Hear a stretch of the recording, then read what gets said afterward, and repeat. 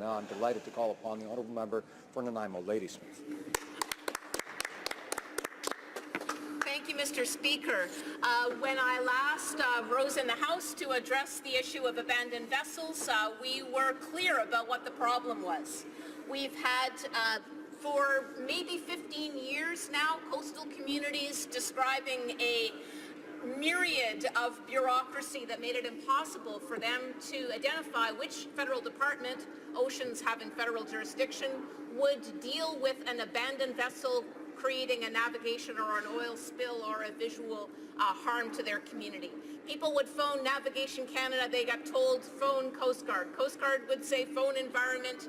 Environment would say phone the province if it's washed up on the land. It was a mess, it was embarrassing.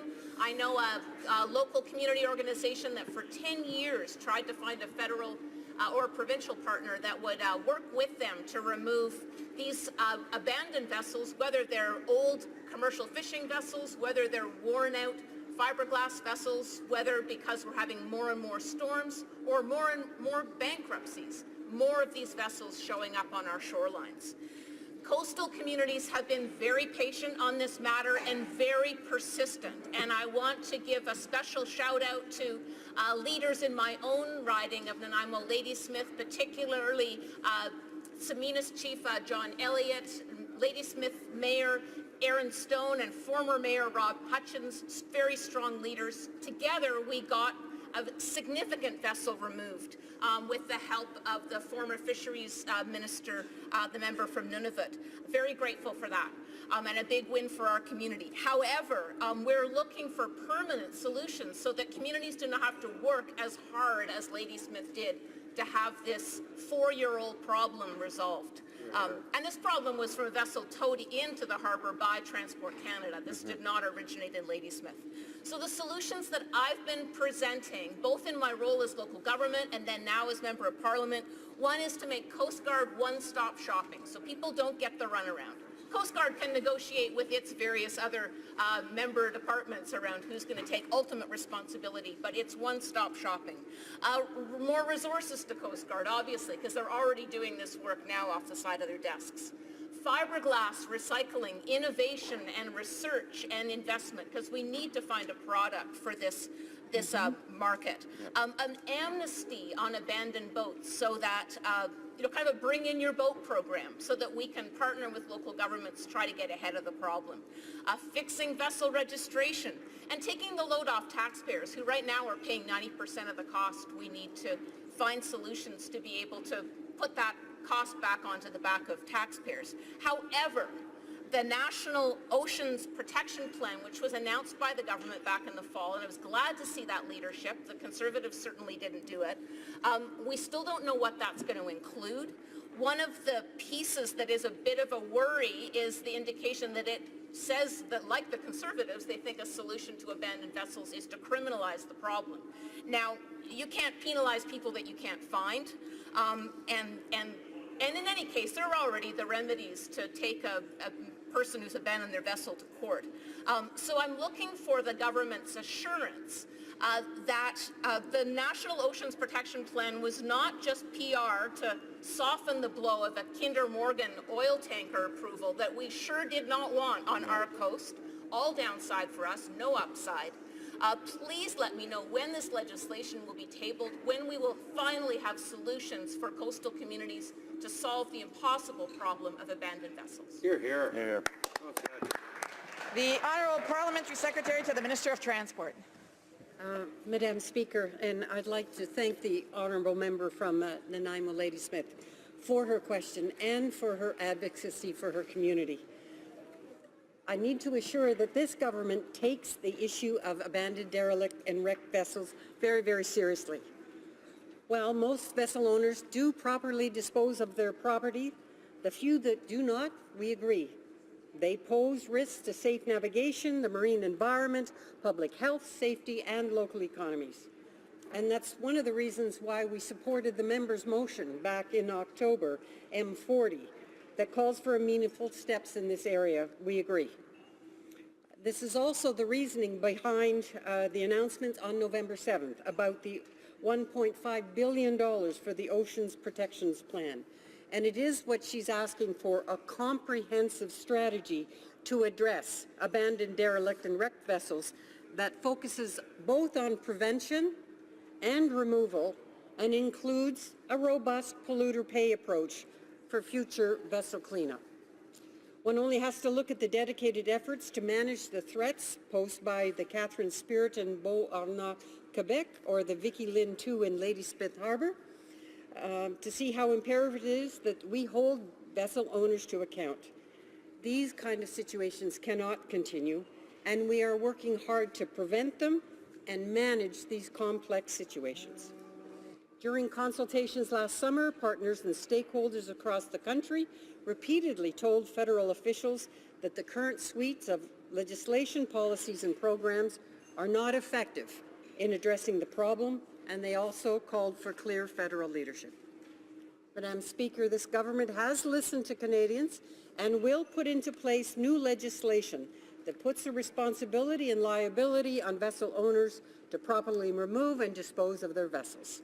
This will include a new prohibition on the act of abandoning a vessel.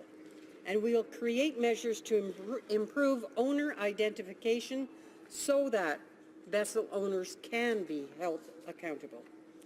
Addressing this issue requires concerted effort from various levels of government.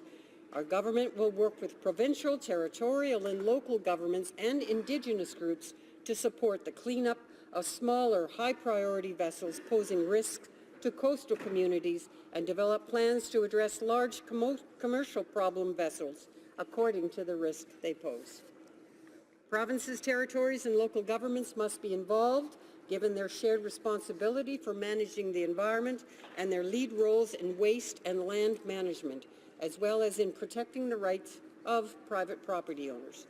They have the sight lines locally. They know what's happening locally to support monitoring and enforcement activities.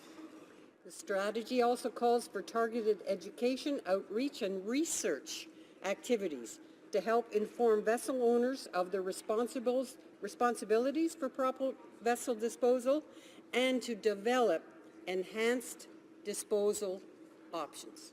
In addition, we will signal our intent to accede to the Nairobi International Convention for the Removal of Wrecks from 2007, which will provide added protection for Canadian taxpayers by increasing vessel owner responsibility and liability for cleaning up hazardous wrecks in Canadian waters going forward. Our approach is modeled on the success of other jurisdictions that are actually ahead of Canada on this issue. Our government's intent on getting these solutions right, and we believe that the comprehensive plan laid out in the Oceans Protection Plan will get us there. Thank you, Madam Speaker. Ladysmith. Through you, Madam Speaker, I'm still eager to hear when this legislation is going to be tabled. So far, it's only New Democrats that have ever brought legislation forward into this House. My bill C-219, I'd love to know if the member intends to support. We hope to have it debated this spring.